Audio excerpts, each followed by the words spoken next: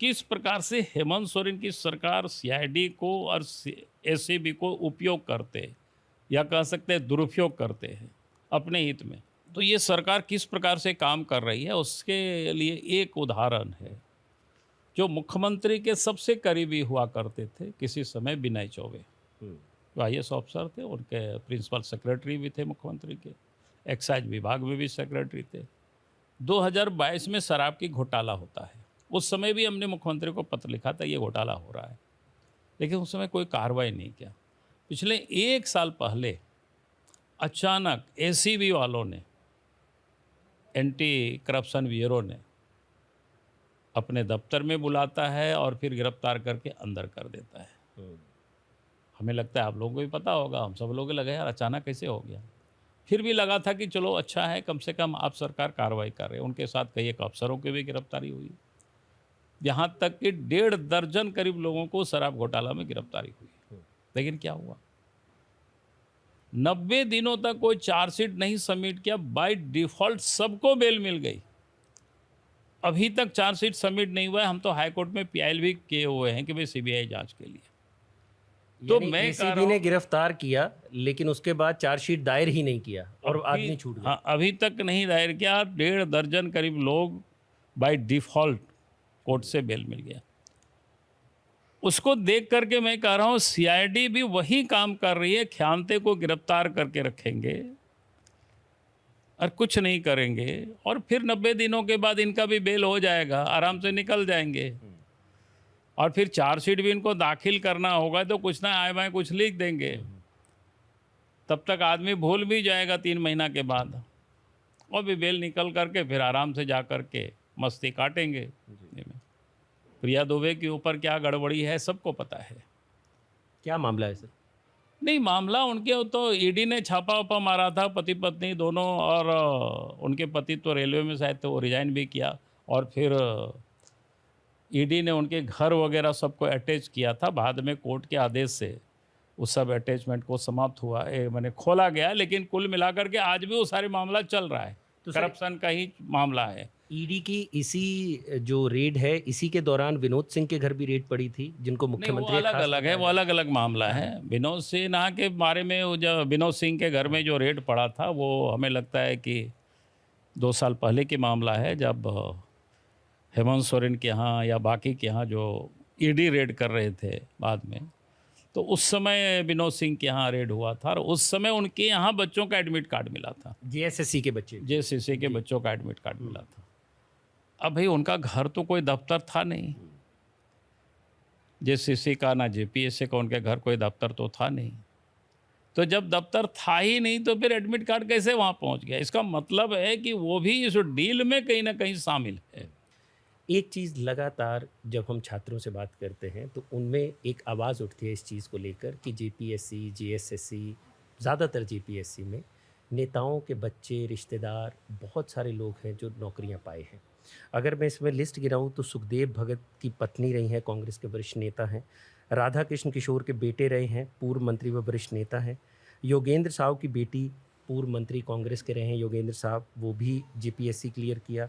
इसके अलावा जलेश्वर महतो के दामाद, ठीक है ना? और एक नाम वो और लेते हैं, वो है बाबूलाल मरांडी का। वो कहते हैं उनकी बहू भी जेपीएससी क्लियर करके बने हैं।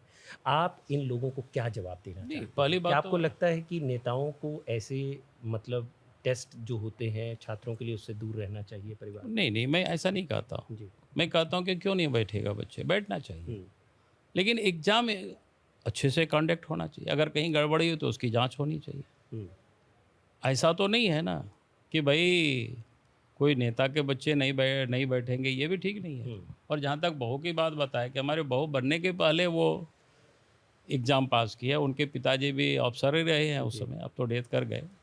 तो कहने का मतलब मेरा ये है कि अगर कोई गड़बड़ होता है तो जाँच करिए ना। जी। हम कभी भी नहीं चाहेंगे किसी के साथ कोई पक्षपात होने चाहिए, चाहे मेरा ही बेटा क्यों नहीं हो। लेकिन अगर आप पक्षपात करते हैं तो ये गलत करते हैं। मैं हर हमेशा इस बात को उठाता हूँ। इसलिए मैं इस बात में मैं कभी भी संकोच नहीं करता और ये मैं नहीं कहता हूँ कि बेटा नहीं बैठे तो बहू नहीं बैठे, तो भाई ये गलत है। आखिर करेगा क्या वो? आखिर उनके जीवन कैसे वो जिएँगे भविष्य में? उनकी भी तो भविष्य के लिए जीने के लिए उनको, हाँ, लेकिन ईमानदारी से काम करें। कोई व्यापार करता है, कोई कुछ करता है, तो जो उनकी जो इच्छा होती है, उनकी जो क्षमता होती है, वैसा आदमी करता है, जीवन जीता है। और बहू की बात बताएं तो उनके उनके भाई भी अभी हमको लगता है कि 3-4 कोई जेपीएससी में वो एक बार जेल वाला में निकाला था, फिर उसमें से उनको मन नहीं लगा, फिर एग्ज़ाम बैठा। तो कहने का मतलब उनके परिवार में हेरिडिटी जिसको कह सकते हैं अफसर बनने की, तो है उन लोगों में। तो जिसको लोग है तो है, वो लोग करते हैं। तो मेरा ये कहना है कि भाई किसी के कोई बहू, किसी के कोई बेटा होता है, ये कोई गलत नहीं है, लेकिन हाँ, वो अपने मेरिट से हुआ है कि नहीं हुआ, ये देखने का विषय है, ये जांच करने का विषय है। उसमें पारदर्शिता ज़रूरी है। हाँ, बिल्कुल ज़रूरी है साहब। भाजपा भी लगातार हमलावर है जीएमएम सरकार पर कि किस तरीके से उन्होंने टीडीपीएल को टेंडर दे दिया।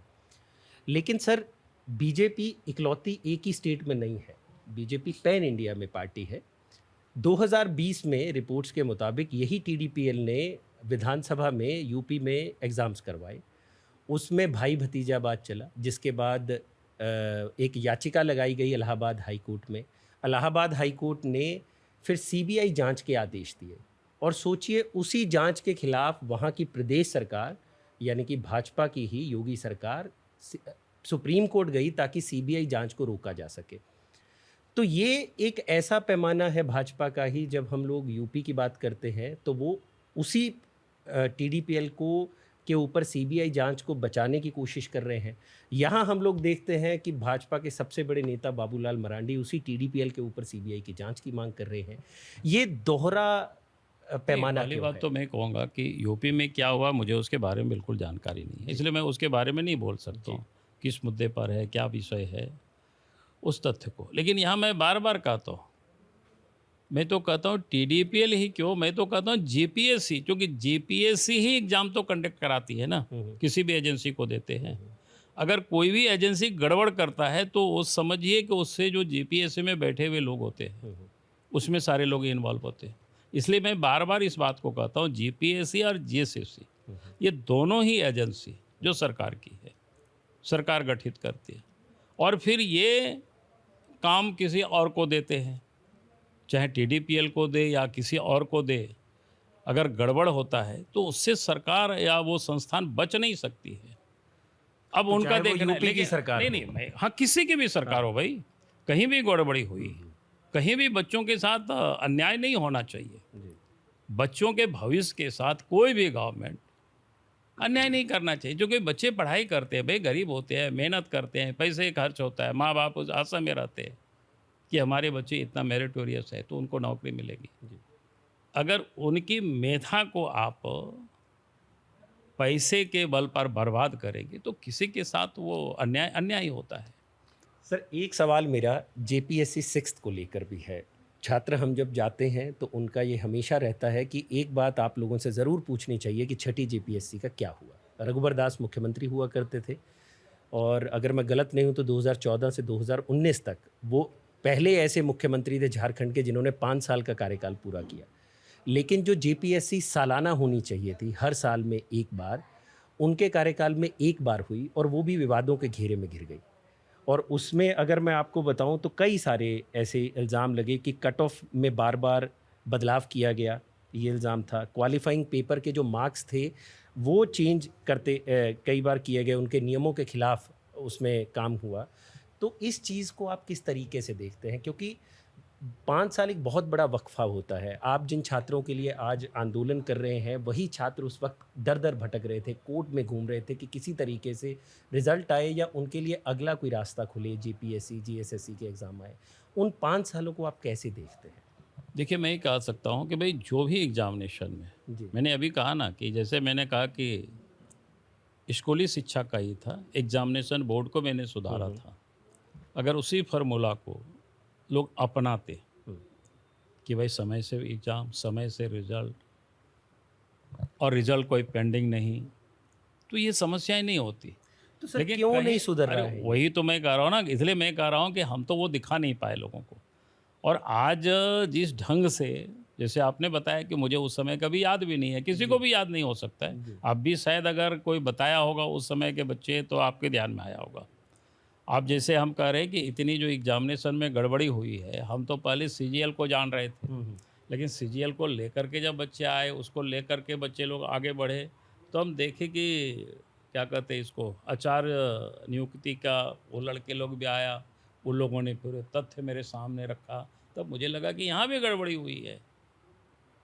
जीपीएससी की जब 14वें की जब बात कर रहे थे, तो 11, 12, 13 का भी बच्चे लोग आए, तो वो लोगों ने भी बताया। तो कहने का मतलब क्या है कि जब गड़बड़ होता है और गड़बड़ के लोग जब बताते हैं, तब दिमाग में आता है यार कहाँ-कहाँ ये लोग गड़बड़ कर रहे हैं, कब से गड़बड़ी हो रहे हैं। और इसीलिए मेरे किसी के साथ किसी के पीरियड में भी ये गड़बड़ी नहीं हो सकता है। अगर सरकार जिस दिन तय कर ले कि भाई हमें इसको दुरुपयोग नहीं होने देना है।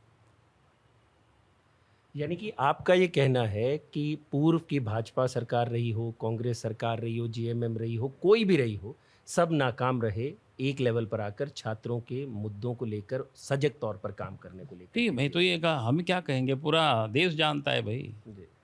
पिछले जेपीएससी के सब चेयरमैन, मेंबर सारे लोग जेल चले गए, तो इसमें अब क्या उसमें बचा हुआ है बताओ?